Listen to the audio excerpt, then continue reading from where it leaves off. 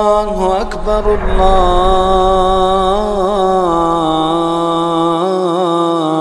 الله أكبر. الرحمن الرحيم مالك يوم الدين، ونشهد أن لا إله إلا الله، ونشهد أن سيدنا ومولانا محمدا عبده ورسوله أرسله إلى الناس كافة بشيرا ونذيرا. أما بعد، فإن خير الحديث كتاب الله، وخير الهدي هدي محمد صلى الله عليه وسلم، وشر الأمور محدثاتها، وكل محدثة بدعة، وكل بدعة ضلالة، وكل ضلالة في النار. أعوذ بالله السميع العليم من الشيطان الرجيم من همزه ونفخه ونفثه. بسم الله الرحمن الرحيم. ولا تكونوا كالتي نقضت غزلها من بعد قوة أنكاثا تتخذون أيمانكم دخلا بينكم أن تكون أمة هي أربى من أمة إنما يبلوكم الله به وليبينن لكم يوم القيامة ما كنتم فيه تختلفون. سبحانك لا علم لنا إلا ما علمتنا إنك أنت العليم الحكيم. رب اشرح لي صدري ويسر لي أمري واحلل عقدة من لساني يفقه قولي واحلل عقدة من لساني يفقه قولي. عزیز ساتھیوں، قابل احترام دینی بھائیوں، اللہ تبارک و تعالی ہم تمام مسلمانوں کے روزوں کو قبول فرمائے. رمضان میں جو عبادتیں بھی ہم لوگوں نے کی ہے، اللہ تعالیٰ اسے شرف قبولیت بخشے. اللہ تبارک و تعالی نے جس طرح سے ہمیں اور آپ کو اس مبارک مہینے سے مستفید ہونے کا موقع عطا فرمایا، اسی طرح اللہ تبارک و تعالی مبارک مہینے میں ہماری اور آپ کی گئی عبادات کو بھی قبول فرمائے. ساتھیوں، رمضان المبارک اپنی تمام خیر و برکات کے ساتھ رخصت ہوا. ہمارے اور آپ کے جو اعمال ہم نے اس مبارک مہینے میں کیے ہیں، وہ لے کر کے وہ اللہ تبارک و تعالیٰ کے حضور حاضر ہو چکا ہے. اب اللہ تبارک و تعالیٰ کے نزدیک کس کے اعمال مقبول ہوئے اور بدقسمتی یہ کہ کس کے اعمال رد کر دیے گئے، یہ عالم الغیب والشہادہ یعنی اللہ تعالیٰ کے علاوہ کسی اور کو اس کا علم نہیں ہے.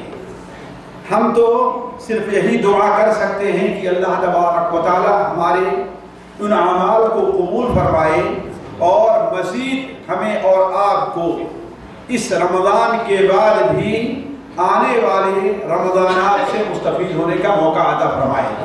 اس مبارک مہینے کی رخصت پر ہم اور آپ چند چیزوں پر ہمیں اس پر توجہ دینی چاہیے جو ہمارے اور آپ کے لیے ضروری ہے، اور اگر اس پر توجہ دے دی گئی تو ہمیں اور آپ کو یہ اندازہ لگانا مشکل نہیں رہے گا کہ اللہ تبارک و تعالیٰ نے اس مبارک مہینے کو جو گزرا ہمارے لیے باعث برکت بنایا، یا کہ وہ مبارک مہینہ ہمارے لیے باعث برکت نہیں بلکہ نحوست کا مہینہ رہا. ان میں سب سے پہلی چیز ساتھیوں یہ ہے کہ ہم میں کا ہر آدمی، ہر مسلمان، اور صرف یہی رمضان ہی نہیں بلکہ ہر عمل کرنے کے بعد سوچے ذرا سا. جس طریقے سے دنیا کا ایک تاجر ہوتا ہے، کسی بھی چیز میں اپنا پیسہ لگاتا ہے، کسی بھی موقع پر اپنی دکان کو سنوارتا ہے، تو وہ موقع ختم ہونے کے بعد اپنا حساب ضرور لگاتا ہے کہ اسے فائدہ کیا ہوا ہے، اسے نقصان کیا ہوا ہے. مثال کے طور پر یہی عید ہی کا موقع آیا جس کا انتظار بہت سے دکانداروں کو، بہت سے کاروبار کرنے والے لوگوں کو سالوں سے، مہینوں سے رہا کرتا ہے، پورے سال اس کا انتظار کرتا. حتیٰ کہ اب آپ ہنسیں گے بھی کہ بہت سے جو مانگنے والے ہیں ان کو بھی پورے سال اس مہینے کا انتظار رہا کرتا ہے کہ نہیں؟ تو انتظار رہتا ہے ہر ایک کا. تو جو آدمی جس مقصد کے لیے بھی اس مہینے کا انتظار کرتا ہے اس مہینے کے گزر جانے کے بعد اپنا حساب لگاتا ہے کہ آیا اس مبارک مہینے میں ہمیں فائدہ رہا اور کتنا فائدہ رہا. ایک کپڑے کا تاجر ہے، بیپاری ہے، وہ بھی اپنا حساب لگاتا ہے. ایک بھیک مانگنے والا کیوں نہیں ہے، وہ بھی رمضان گزرتے ہی اپنا حساب لگاتا ہے کہ اس مہینے میں ہمیں اس سال ہمیں آئندہ سالوں کے مقابلے میں اچھا رہا ملا یعنی ہر آدمی اپنا حساب لگاتا ہے. تو ہم اور آپ جو آخرت کے مسافر اور آخرت کے تاجر ہیں، ہم اور آپ جن کے لیے رمضان المبارک سے بڑھ کر کے تجارت کا موقع نہیں مل سکتا، لیکن دنیا کی تجارت کا نہیں، آخرت کی تجارت کا. یا ایھا الذین آمنوا هل ادلکم علی تجارۃ تنجیکم من عذاب علیم. اے ایمان والو، کیا میں تمہیں وہ تجارت نہ بتلاؤں جو تمہیں عذاب علیم سے نجات دے. تو ہم اور آپ اس کے زیادہ حقدار ہیں کہ اپنا حساب لگائیں اور اپنا محاسبہ کریں کہ یہ مبارک مہینہ جو گزرا ہے آیا ہمیں اس سے کچھ فائدہ حاصل ہوا کہ نہیں. اور شاید یہی وجہ ہے کہ نبی کریم صلی اللہ علیہ وسلم اس مبارک مہینے کے خاتمے پر جو عید کی نماز پڑھا کرتے تھے تو عید کی نماز میں نبی کریم صلی اللہ علیہ وسلم سورہ الاعلیٰ کی تلاوت فرماتے تھے پہلی رکعت میں، جس میں اللہ تعالیٰ فرماتا ہے کہ قد افلح من تزکا وذکر اسم ربہ فصلی. اللہ تعالیٰ فرماتا کامیاب ہو گیا وہ شخص، قد افلح یقیناً کامیاب ہو گیا، من کون، وہ شخص تزکا جس نے اپنا تزکیہ کیا. اس مبارک مہینے میں محنت کر کے، روزہ رکھ کر کے، تلاوت کر کے اور تراویح پڑھ کر کے اور اللہ تعالیٰ سے توبہ کر کے، دعا کر کے، استغفار کر کے، صدقہ کر کے، یعنی کوئی بھی ایسا نیکی کا کام نہیں ہے جو اس مبارک مہینے میں مشروع نہ ہو.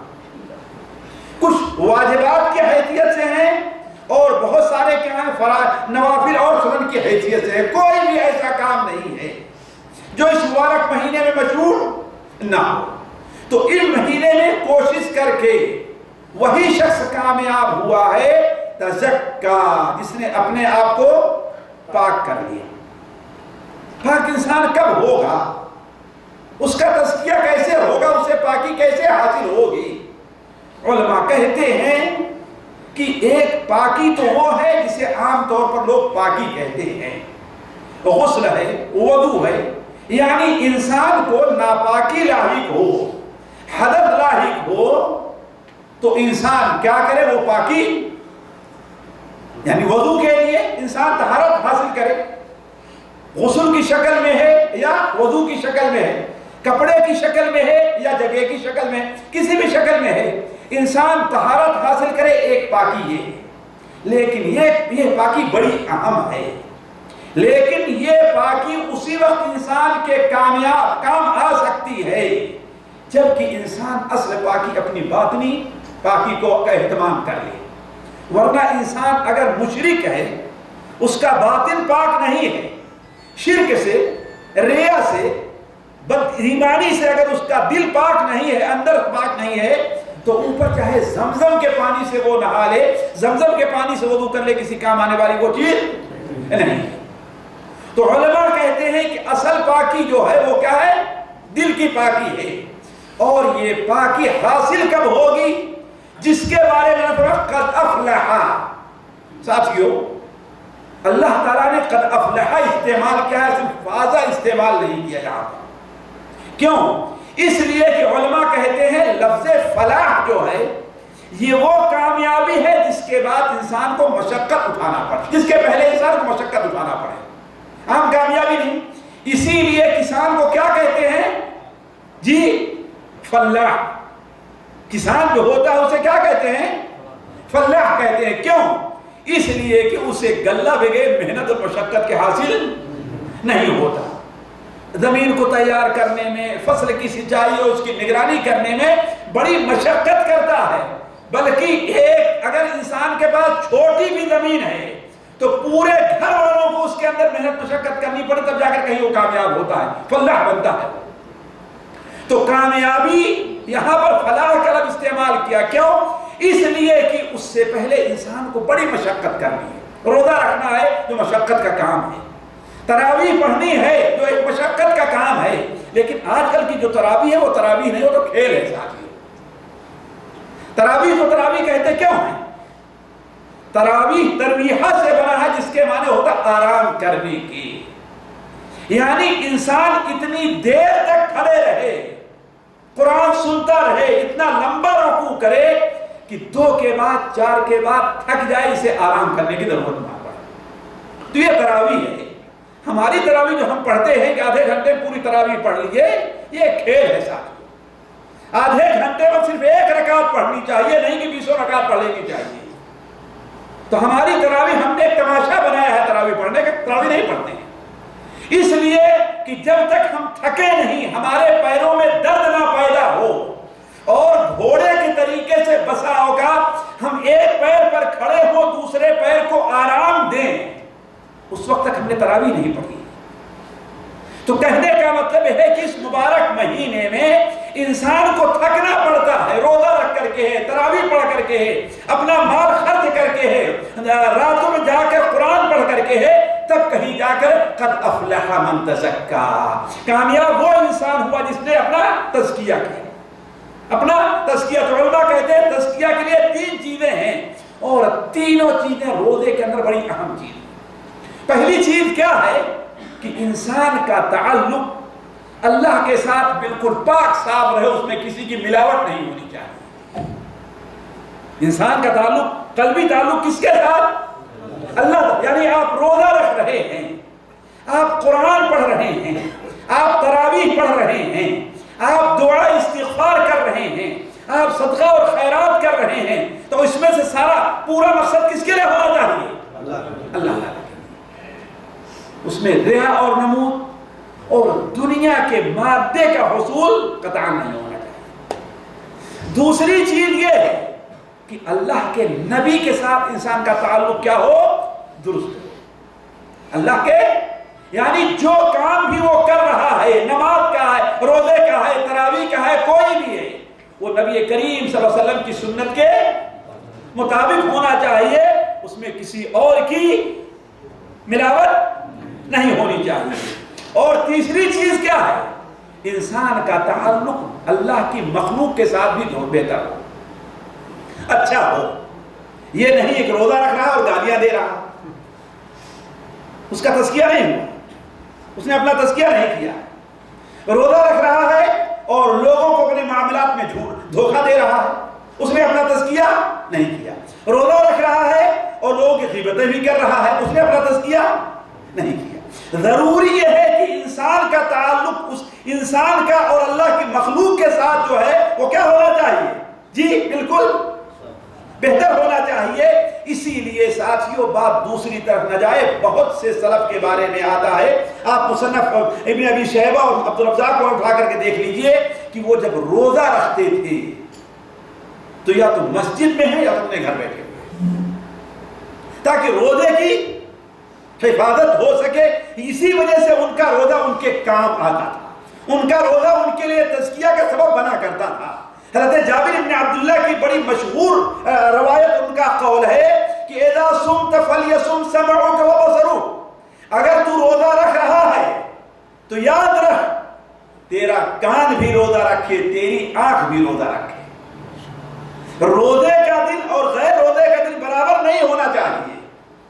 تبھی تو ہمارے نبی صلی اللہ علیہ وسلم نے ارشاد فرمایا کہ روزہ صرف کھانے اور پینے کا چھوڑ دینا نہیں ہے، یہ تو سب سے آسان روزہ ہے ساتھ۔ اصل روزہ کیا ہے کہ انسان اپنے آپ کو بے حیائی اور برائی اور گناہ کے کاموں سے انسان اپنے آپ کو بچا لے۔ خیر بات یہاں سے جا رہی تھی، نکل رہی تھی ساتھیوں، میں آپ سے یاد کر رہا کہ اللہ کے رسول صلی اللہ علیہ وسلم عید کی جو نماز پڑھتے تھے پہلی رکعت میں کیا سورہ الاعلیٰ، جس میں کیا پڑھتے تھے آپ؟ قد افلح من تزکا، کامیاب وہ ہوا جس نے اپنا تزکیہ کر لیا۔ تو اب سوچنے کی بات یہ ہے کہ روزہ ہمارے تزکیے کا سبب بنا کہ نہیں بنا؟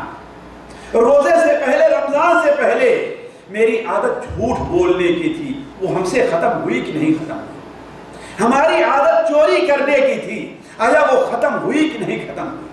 ہماری عادت غیبت کرنے کی تھی، آیا وہ ختم ہوئی کہ نہیں ختم ہوئی؟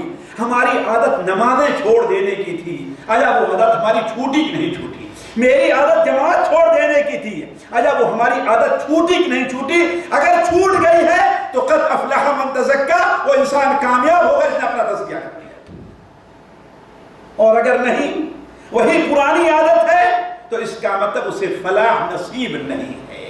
تو کہنے کا مطلب یہ ہے ساتھیوں کہ سب سے اہم چیز یہ ہے کہ ہم یہ دیکھیں کہ رمضان جس مقصد کے لیے اللہ نے ہمارے اوپر لعلکم تتقون روزہ کے ہمارے فرض کیا ہے، قرآن مجید میں اللہ تعالیٰ نے پہلی آیت جو روزے کے احکام سے متعلق ہے وہاں پر لعلکم تتقون، تاکہ تم لوگ کا تقوی اختیار کرو، اور روزے کے متعلق آخری جو آیت ہے وہاں بھی لعلہم یتقون، تاکہ لوگ متقی بن جائیں۔ گویا روزے کا سب سے اہم مقصد کیا ہے؟ انسان کیا ہے ساتھیوں؟ کہ انسان اپنے اندر کیا پیدا کر لے؟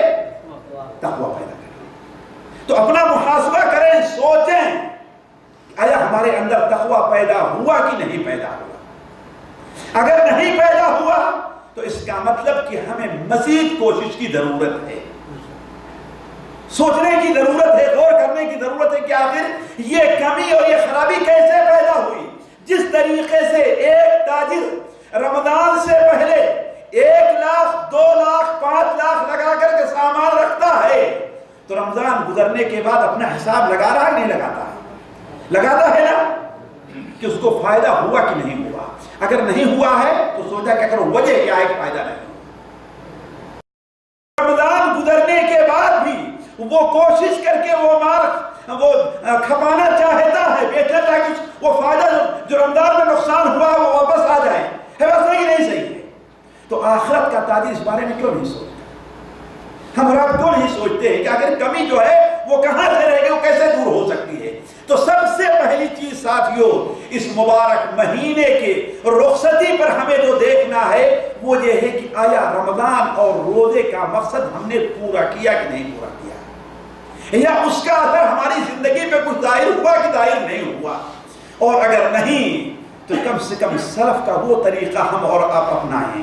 امام ابن رجب رحمہ اللہ اپنی کتاب لطائف المعارف میں نقل کرتے ہیں تابعین کا قول کہ تابعین جو کم سے کم صحابہ کے بعد اس دنیا کے سب سے افضل امت ہیں کہ افضل امت نہیں، سب سے افضل ہے نا، وہ لوگ جہاں شروع میں 6 مہینہ یہ دعائیں کرتے تھے کہ اللہ تبارک و تعالیٰ انہیں رمضان تک پہنچا دے، پھر رمضان گزرنے کے بعد خوش ہو گئے، عید کا دن آیا نہیں کہ ساری حدود اور قیود کیا ہے ختم ہو گئی، گانے کی آواز نہیں، اب مسجدوں کے پاس سے کس کی آواز آتی تھی؟ تراویح کی آواز آتی تھی، اور اب مسجد ہی کے بغل سے کس کی آواز آ رہی ہے؟ گانے کی آواز آ رہی ہے۔ کیا تو اس کے بعد لیکن ان لوگوں کا معاملہ کیا تھا؟ پھر رمضان گزر جانے کے بعد 6 مہینے تک دعائیں کرتے تھے کہ انہوں نے جو کچھ کیا اللہ تعالیٰ اسے قبول فرمائے۔ تو یہ چیز ہمارے اندر پیدا ہوئی کہ نہیں ہوئی؟ اگر نہیں ہے تو ہمیں اور آپ کو اپنا محاسبہ کرنے کی ضرورت ہے۔ دوسری چیز ساتھیوں جو اسی سے بالکل ملتی جلتی ہے، ہمیں یہ دیکھنا چاہیے کہ آخر ہمارا محاسبہ کیا، ہمارا اعمال، ہمارے اعمال، ہماری نیکیاں، ہماری دعائیں قبول ہیں کہ نہیں قبول ہیں، یہ کیسے معلوم ہوگا؟ ظاہر بات حقیقی علم تو کس کے پاس ہے؟ کوئی نہیں جانتا ہے۔ اسی لیے کوئی کسی کے بارے میں یہ نہیں کہہ سکتا کہ تیرا روزہ قبول نہیں ہوا، نہیں کہہ سکتا، لیکن بعض ایسی چیزیں ہوتی ہیں کہ اللہ تبارک و تعالیٰ اطمینان قلب کے لیے اور متنبہ کرنے کے لیے ہمیں آپ سامنے بعض علامتیں ظاہر کر دیتا ہے، اور ایسی عمومی طور پر چیزوں کے بعد مثال کا عذاب قبر ہے، کس کو قبر میں عذاب ہو رہا ہے، کس کو نہیں ہو رہا ہے، یہ کسی کو معلوم ہے؟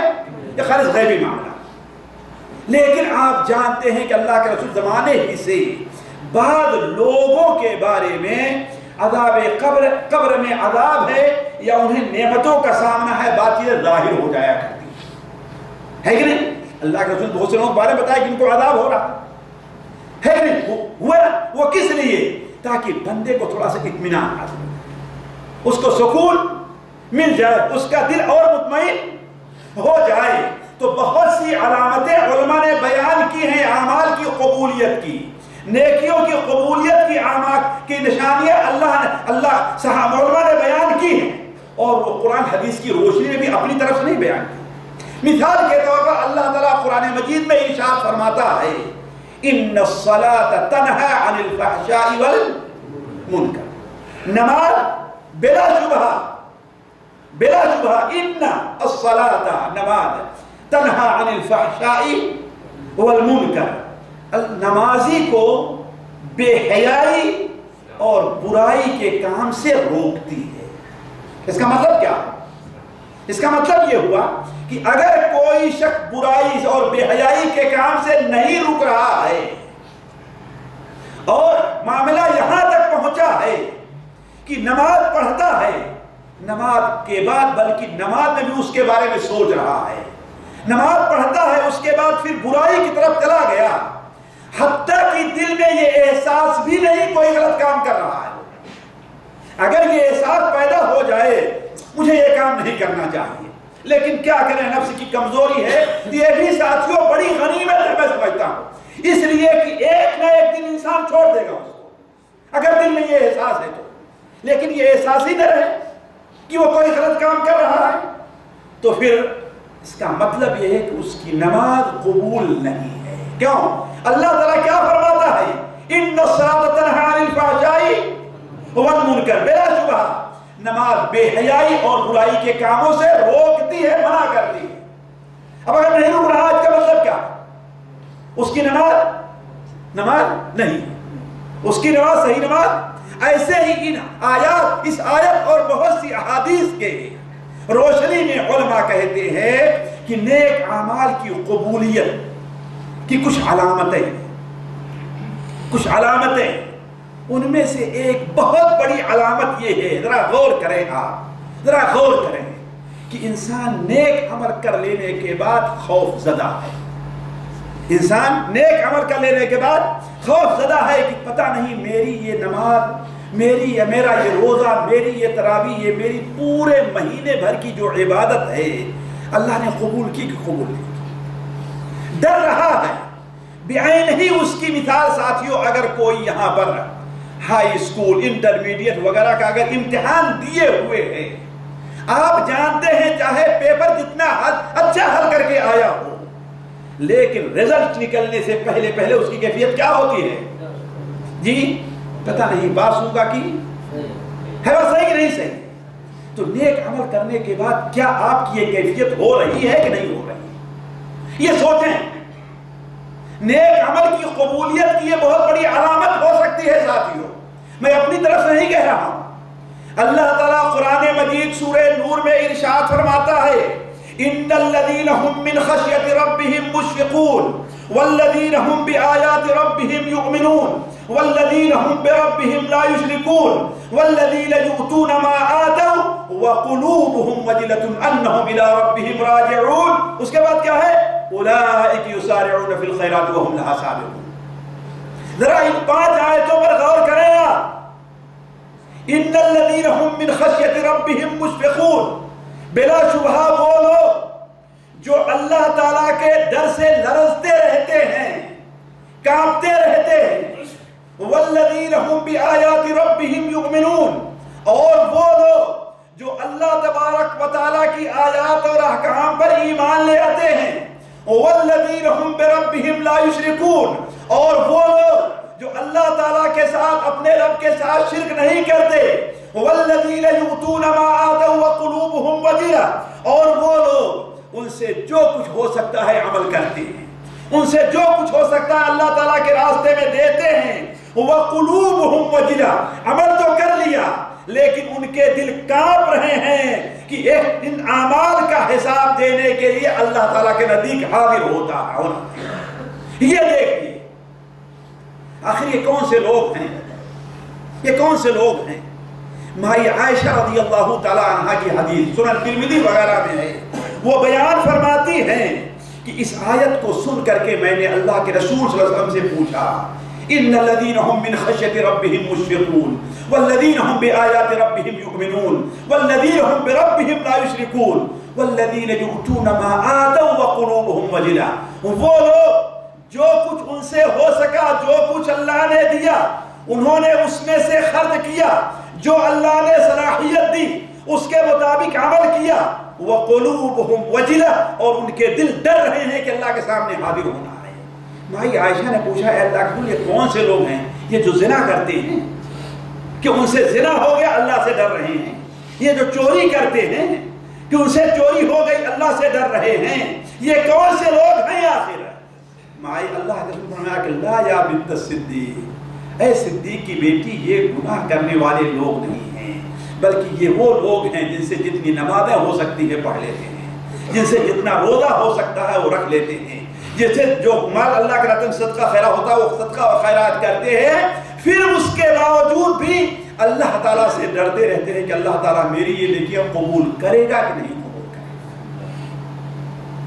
یہ گنہگار لوگ نہیں۔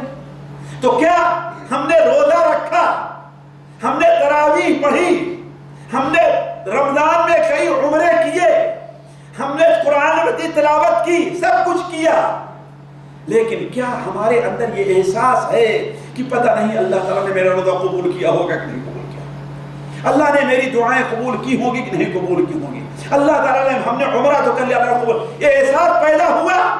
اگر پیدا ہوا تو سمجھ لیجئے کہ آپ کامیاب ہیں، ورنہ ہمیں اور آپ کو اپنی ناکامی کا نہ صرف ماتم کرنا چاہیے، ماتم کی اجازت اسلام نہیں دیتا، بلکہ اس کے ازالے کی کوشش کرنی چاہیے۔ اسی لیے اس کے بعد اللہ تعالیٰ کیا فرماتا ہے؟ اولئک یسارعون فی الخیرات، اولئک یسارعون فی الخیرات وہم لہا سابقون، یہی وہ لوگ ہیں جو ہر نیکی کے کام میں پیش پیش رہتے ہیں۔ یہ نہیں کہ رمضان گزر گیا اب روزہ پھر کب رکھیں گے، جی آئندہ رمضان میں روزہ رکھیں گے، رمضان گزر گیا اب تہجد کب پڑھیں گے، آئندہ رمضان میں پڑھیں گے، روزہ گزر گیا قرآن مجید کو مسجد سے لے کر کے آئے تھے اب اسے واپس کر دے رہے ہیں مسجد میں، اب کب پڑھیں گے، آئندہ رمضان میں۔ یہ نہیں ہے، بلکہ اولئک یسارعون فی الخیرات، یہی وہ لوگ ہیں جو خیر کے کام میں آگے آگے بڑھتے ہیں کہ اگر ہم سے رمضان میں کچھ کوتاہی رہ گئی ہے تو اس کا ازالہ اب کب کیا جائے، اب غیر رمضان اس کا ازالہ کر لے رہے ہیں۔ جس طریقے سے تاجر کا سامان اگر رمضان میں نہیں بکا تو وہ چھوڑ دیتا ہے، اس کو آئندہ رمضان کا انتظار کرتا ہے نہیں، بلکہ کیا کرتا ہے اس کو کسی طریقے سے آگے بڑھانا، اس کو بیچنا چاہتا ہے، وہ صحیح نہیں صحیح ہے۔ ایسے آخرت کے تاجر کو بھی، آخرت کے مسافر کو بھی چاہیے کہ وہ آگے نیک کام کرتے ہیں۔ تیسری چیز ساتھیوں، اللہ تبارک و تعالی نے قرآن مجید میں ارشاد فرماتا ہے وَاعْبُدْ رَبَّكَ حَتَّى يَأْتِيَكَ الْيَقِينُ، وَاعْبُدْ رَبَّكَ حَتَّى، تم اللہ کی عبادت کرتے رہو، ڈٹے رہو، عبادت میں لگے رہو، یہاں تک کہ کیا آ جائے، یقین آ جائے۔ جیسا کہ صوفی لوگ کہتے ہیں اب تو ہمیں اللہ تعالیٰ کا یقین ہوگا، ہمیں عبادت کرنے کی ضرورت کیا ہے نا، یہ جہالت ہے۔ یقین سے مراد کیا ہے یہاں جی، موت ہے۔ گویا انسان کے عمل کا سلسلہ موت سے پہلے ختم۔ انسان کو اس دنیا میں آرام کرنے کے لیے اللہ نے نہیں پیدا کیا۔ لَقَدْ خَلَقْنَا الْإِنسَانَ فِي كَبَدٍ يَا أَيُّهَا الْإِنسَانُ إِنَّكَ كَادِحٌ إِلَىٰ رَبِّكَ كَدْحًا فَمُلَاقِيهِ، اے انسان تو اپنے رب کی طرف کشاں محنت کرتے ہوئے چلا جا رہا ہے اور ایک دن وہاں تک پہنچ جائے گا۔ تو اللہ تعالیٰ نے مومن کو آرام کرنے کے لیے پیدا نہیں کیا ہے، کس لیے پیدا کیا ہے جی؟ عمل کرنے کے لیے، عبادت کے لیے۔ اسی لیے نبی کریم صلی اللہ علیہ وسلم کو اللہ تعالیٰ نے کیا حکم دیا؟ اللہ تعالیٰ فرماتا ہے فَإِذَا فَرَغْتَ فَانْصَبْ وَإِلَىٰ رَبِّكَ فَارْغَب۔ اس کی تفسیر میں علماء کہتے ہیں اگر آپ فارغ ہو جائے تو ڈٹ جائیے، اگر آپ فارغ ہو گئے تو ڈٹ جائیے۔ کس میں فارغ ہو گئے؟ اگر آپ جہاد سے فارغ ہوئے عبادت کے کام میں لگ جائیے، دعوت سے فارغ ہوئے عبادت کے کام میں لگ جائیے، عبادت سے فارغ ہوئے اللہ کے مخلوق کی خدمت میں لگ جائیے، یعنی کوئی وقت فرصت کا آپ کے پاس نہیں ہے۔ اسی لیے وہ صحابی جو طائف سے آئے تھے، شاید عبداللہ ابن عثمان ان کا نام ہے، صحیح مسلم شریف میں کی روایت ہے، وہ بیان کرتے ہیں کہ میں اللہ کے رسول صلی اللہ علیہ وسلم کی خدمت میں حاضر ہوا اور آپ سے ہم نے سوال کیا کہ اے اللہ کے رسول صلی اللہ علیہ وسلم، آپ مجھے کوئی ایسی بات بتلا دیجئے کہ آپ کے بعد اب کسی سے پوچھنے کی ضرورت نہ پڑے، اسی پر میں عمل کروں اور کامیاب ہو جاؤں، کسی سے پوچھنے کی ضرورت نہ پڑے۔ آپ نے کہا بڑا آسان نسخہ ہے، بہت آسان نسخہ ہے۔ آپ نے فرمایا قل آمنت باللہ ثم استقم، کہو میں اللہ پر ایمان لے آیا اور پھر جو کچھ کہا ہے اس کے اوپر جم جاؤ۔ اللہ پر ایمان کا تقاضا یہ ہے کہ انسان کیا کرے؟ اللہ کی عبادت کرے، ہے نا، نماز پڑھے، روزہ رکھے، زکوٰۃ دے، عبادت کرتا رہے، ہے کہ نہیں؟ عبادت کے جو طریقے ہیں قرآن پڑھنا اور بہت سے، تو قل آمنت باللہ ثم استقم، اس کا مطلب یہ ہے کہ آپ کے لیے اس دنیا میں آرام کی کوئی جگہ نہیں ہے۔ یہ نہیں کہ رمضان ختم ہوا اب ہمیں آرام اور سکون مل گیا ہے۔ یہ برے لوگ ہیں وہ جو اللہ کو صرف کس مہینے پہچانتے ہیں؟ رمضان میں، غیر رمضان میں اللہ تعالیٰ کو پہچانتے نہیں ہیں۔ صرف یہ سال بھر میں ایک مہینے کے نمازی بنتے ہیں، باقی 11 مہینے کیا رہتے ہیں؟ بے نمازی رہتے ہیں۔ سال میں ایک مہینہ قرآن پڑھتے ہیں اور باقی 11 مہینے قرآن کو بالائے طاق رکھے ہوئے ہیں۔ یہ وہ لوگ ہیں کہ سال میں ایک مہینے تہجد پڑھتے ہیں اور ساری رات لوگ اس سے غافل ہے۔ یہ لوگ کوئی اچھے آدمی نہیں ہیں۔ اللہ کے رسول صلی اللہ علیہ وسلم نے حضرت عبداللہ ابن عمر سے فرمایا تھا لا تکن مثل فلان، اے عبداللہ فلاں آدمی کی طرح نہ ہو جاؤ۔ کس کی طرح؟ جو کچھ دن تک رات کا قیام کرتا رہا اور پھر اس نے رات کا قیام چھوڑ دیا، ایسا نہ بنے۔ ساتھیوں، ہمارے بہت سے بھائی کہتے ہیں کہ ہم پورے سال تو ہم تہجد نہیں پڑھ پاتے، اسی رمضان میں بڑی ہوا محنت کر لیا، تہجد پڑھ لیا۔ لیکن انسان کو اصل چیز یہ ہے قد افلح من تزکا، جس نے اللہ تعالیٰ سے اپنے تعلق کو جوڑے رکھا اور صحیح رکھا۔ اگر آپ کا تعلق اللہ سے جڑا ہوا ہے تو اللہ کی قسم آپ بستر کے اوپر ہوں گے آپ کو تہجد کی نماز کا ثواب ملتا ہے۔ یہ شرط کیا ہے ساتھیوں؟ کہ اللہ سے تعلق جڑا رہنا چاہیے۔ وہ کیسے ساتھیوں؟ ایک نسخہ بتاؤں۔ اللہ کے رسول صلی اللہ علیہ وسلم کے حدیث کی روشنی میں امام ابن حبان رحمہ اللہ اپنی کتاب الصحیح ابن حبان کے اندر حضرت عبداللہ ابن عباس سے نقل کرتے ہیں، اور یہ حدیث مشکات المصابیح کے اندر بھی موجود ہے اور صحیح سند سے ہے، صحیح ابن حبان میں بیان کرتے ہیں عبداللہ ابن عباس کی ایک بار اللہ کے رسول صلی اللہ علیہ وسلم ہمارے ان بھائیوں کے لیے نسخہ ہے تہجد کا ثواب حاصل کرنے کا، تہجد پڑھنے کا، جو کہتے ہیں کہ ہمارا کام دن میں بڑا مشکل رہتا ہے، رات میں ہم سے اٹھا نہیں جاتا، جبکہ یہ کام بہت کم لوگوں کے لیے ہے۔ یہ اللہ سے پہلے کون سوتا ہے کہ نہیں ہے؟ کون سوتا ہے؟ ہر ایک کے لیے وقت نکل آتا ہے ہمارے پاس۔ اپنی بیوی سے بات کرنے لگیں گے تو آدھا ایک گھنٹہ بات کریں گے۔ حقیقت کہہ رہا ہوں، دیکھ لیجئے کسی بھی سکن میں آپ چلے جائیے، آپ کو 4-6 آدمی باہر ضرور دکھائی دیں گے۔ کسی کمپنی میں چلے جائیے، بلدیہ کا جہاں سکن ہے آپ وہاں چلے گئے، 4-6 آدمی آپ کو باہر، کوئی اس کنارے ہے، کوئی اس کنارے بیٹھا ہوا ہے، کوئی اس کنارے۔ حقیقت کہہ رہا ہوں ساتھی، ہے کہ نہیں؟ وقت نکلا کہ نہیں نکلا؟ جی کیوں؟ اس لیے کہ اس سے آپ کا تعلق، دل کا تعلق جڑا ہوا ہے۔ یہی تعلق اگر آپ کا اللہ سے جڑا رہے تو آپ کے لیے وقت نکلے کہ نہیں نکلے گا؟ آپ کے پاس نکلے گا نا، لیکن وقت کیوں نہیں نکلتا ہے؟ اس لیے کہ اللہ سے ہم نے اپنا تعلق جوڑا ہوا نہیں ہے، توڑا ہے، تو قد افلح من تزکا کے اندر ہم داخل بھی نہیں ہو پا رہے ہیں۔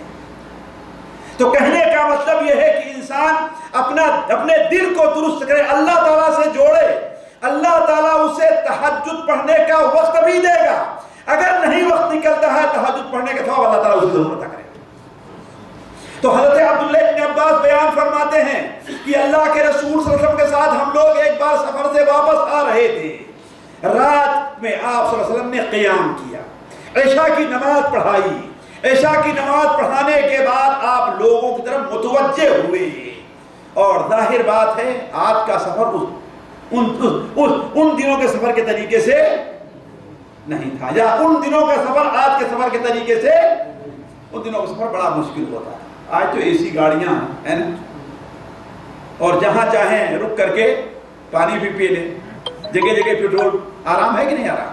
لیکن اس وقت جی بسا اوقات بھوکے پیاسے مسافر مر جایا کرتے تھے۔ اسی لیے تو اللہ تعالیٰ نے زکوٰۃ کے اندر مسافروں کا بھی حق رکھا ہوا ہے کہ نہیں؟ زکوٰۃ میں جن 8 آدمیوں کا حق رکھا ان میں سے ایک حق کس کا بھی ہے؟ مسافر کا بھی، وہ ابن السبیل ہے کہ نہیں؟ تو آپ صلی اللہ علیہ وسلم نے ارشاد فرمایا، اے لوگو ان ھذا السفر جہد، ان ھذا السفر جہد، یہ سفر بہت مشکل کام ہے، تھکاوٹ اس میں لگتی ہے، انسان پریشان ہو جاتا ہے۔ اب دوپہر سے سفر کر رہا ہے، آدھی رات تک سفر کیا، اب اسے لیٹنے کے بعد نیند کے علاوہ اور کچھ بھی سنائی نہیں دے گا۔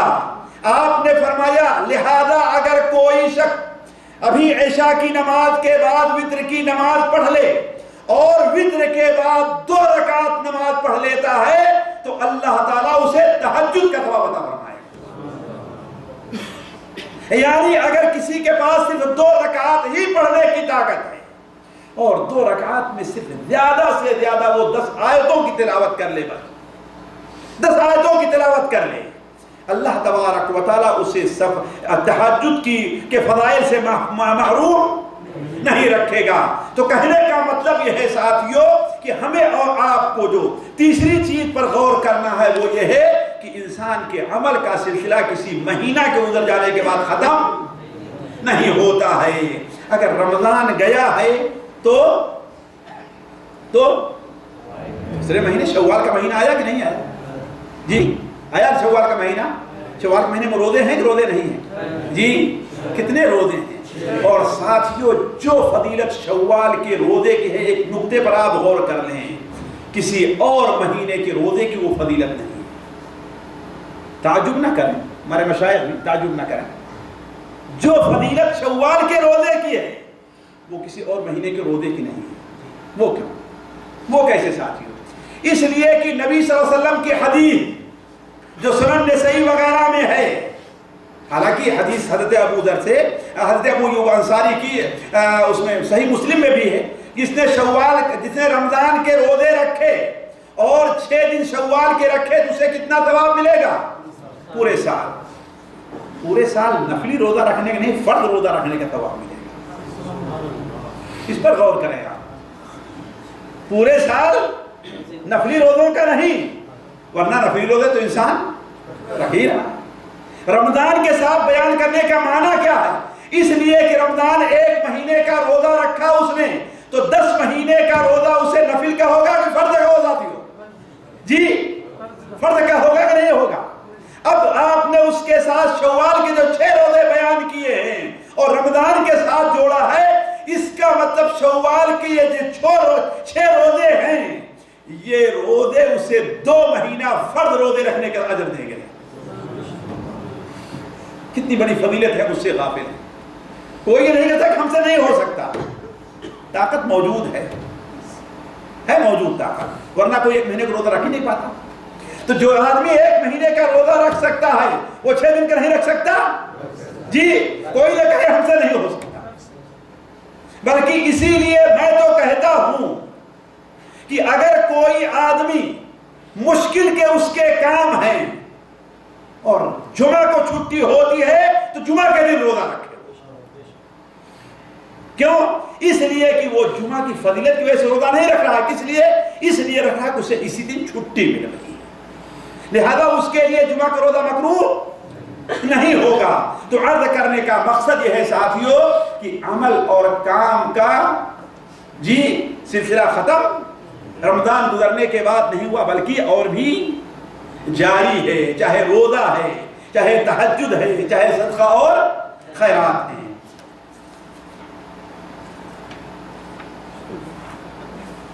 دیکھیے بھائی، لوگوں نے کہا 40 منٹ میں ایک چیز اور بیان کر کے میں اپنی بات ختم کرتا ہوں۔ دیکھیے ذرا احتیاط کریں کہ کہیں ہمارا عمل ضائع نہ ہونے پائے۔ ساتھیوں، میں کہتا ہوں کہ یہ کمال نہیں ہے کہ انسان کسی اونچی جگہ تک پہنچ جائے، کمال یہ ہے کہ وہاں اپنی جگہ بنائے رکھے، وہاں سے گرنے نہ پائے۔ یہ کمال نہیں کہ آپ اونچی جگہ پر پہنچ گئے ہیں، کیا کمال ہے کہ اس جگہ کو اپنے جمے رہیں، وہ آپ سے ضائع نہ ہونے پائے، یہ اصل کمال ہے۔ تو یہ کمال نہیں ہے کہ آپ نے رمضان کا روزہ رکھ لیا ہے، یہ کمال نہیں ہے۔ یہ کمال نہیں ہے کہ آپ نے رمضان میں تراویح پڑھ لی ہے، یہ کمال نہیں ہے۔ یہ کمال نہیں ہے کہ آپ نے رمضان میں عبادت کر لی ہے، عمرہ کر لیا ہے۔ کمال اصل یہ ہے کہ یہ جو آپ نے نیکیاں جمع کی ہیں وہ نیکیاں ضائع نہ ہونے پائیں، وہ نیکیاں برباد نہ ہونے پائیں۔ اللہ تعالیٰ نے ایسے لوگوں کی مثال قرآن مجید میں 2 مثال دی ہے۔ ایک مثال دی ہے سورہ نحل کے اندر، اللہ تبارک و تعالیٰ نے ایک بیوقوف، جیسا کہ صحیح بخاری شریف میں ہے کہ مکہ میں ایک بیوقوف عورت تھی، اللہ نے اسے مال دیا تھا، اسے وراثت میں اس کو مال ملا تھا، اس کی خادمائیں نوکریاں وغیرہ، نوکرانی وغیرہ تھی۔ وہ کیا کرتی تھی کہ سب کو بلا کر کے صبح سے شام تک سوت کتوایا کرتی تھی، سوت کاٹنا چرخے کے اوپر، اور شام کو سب کا جمع کر کے ادھڑ کر کے پھینک دیا کرتی تھی۔ تو اس کو خرقہ کہا جاتا تھا، یعنی بیوقوف عورت۔ کہا تم لوگ وَلَا تَكُونُوا كَالَّتِي نَقَضَتْ غَزْرَهَا مِن بَعْدِ قُوَّةٍ أَنْكَاثًا۔ دیکھو اے لوگو، تم اس بیوقوف عورت کی طرح نہ ہو جاؤ تم۔ یعنی کیا مطلب؟ بڑی محنت سے روزہ رکھ لیا ہے آپ نے، بڑی محنت سے تراویح پڑھ لی ہے، دعائیں بھی کرتے رہے ہیں، اب دیکھو اسے ضائع نہیں کر دینا ہے، اس کی حفاظت کرو، ایسا نہ ہو کہ ضائع ہو جائے ہو۔ اور ضائع کیسے ہوگا ساتھیوں؟ ضائع کیسے ہوگا؟ ضائع اس طریقے سے ہوتا ہے کہ انسان بسا اوقات بڑے بڑے گناہوں کا بلا جھجک ارتکاب کرنا شروع کر دیتا ہے۔ اللہ کے رسول صلی اللہ علیہ وسلم نے ارشاد فرمایا، صحیح مسلم شریف میں ہے کہ الصلوات الخمس والجمعۃ الی الجمعہ ورمضان الی رمضان مکفرات لما بینہن اذا اجتنبت الکبائر۔ ایک رمضان دوسرے رمضان تک کے گناہوں کا کفارہ ہے۔ کب؟ شرط یہ ہے کہ انسان کبیرہ گناہوں سے بچتا رہے۔ اگر کبیرہ گناہوں سے نہیں بچتا تو اس کا مطلب کیا؟ اس لیے ہر ایسے کام سے بچنا چاہیے، ہر ایسے کام سے بچنا چاہیے جو انسان کے عمل کو رائے گا اور برباد کر دیتے ہیں۔ اور یہ بہت سی چیزیں ہیں جس سے انسان کے عمل رائے گا اور برباد ہو جاتے ہیں۔ تو کہنے کا مطلب یہ ہے ساتھیوں کہ رمضان گزر گیا، ہم نے رمضان کے اندر ہم سے جو کچھ ہو سکا ٹوٹی پھوٹی ہم نے عبادت کر لی ہے، اب ہمیں کوشش یہ کرنی چاہیے کہ ہم اس کے اوپر ثابت قدم رہیں اور اپنی اس عبادت کے اجر کو ضائع اور برباد نہ کریں۔ اللہ تبارک و تعالیٰ سے دعا ہے کہ اللہ تبارک و تعالیٰ ہمارے اور آپ کی عبادات کو قبول فرمائے۔ اللہ تعالیٰ ہمیں اور آپ کو ہر قسم کے گناہوں سے بچنے کی توفیق عطا فرمائے۔ اللہ تبارک و تعالیٰ ہم میں سے ہر شخص کو ہر قسم کے وہ گناہ جو اس کے نیکیوں کو، اس کے اعمال کو برباد کر دیں، اس سے دور رہنے کی توفیق عطا فرمائے۔ اللہ تعالیٰ ہمارا اور آپ کا یہاں پر جمع ہونا قبول فرمائے۔ یہاں جمع ہونے کی برکت سے اللہ تعالیٰ ہمارے آپ کے تمام گناہوں کو معاف فرما دے. ہم میں سے جو لوگ پریشان حال ہیں اللہ ان کی پریشانی کو دور فرمائے. جو بیمار ہیں اللہ تعالیٰ ان کو شفا عطا فرمائے. جو ضرورت مند ہے اللہ تعالیٰ ان کی ضرورت کو پوری کرے.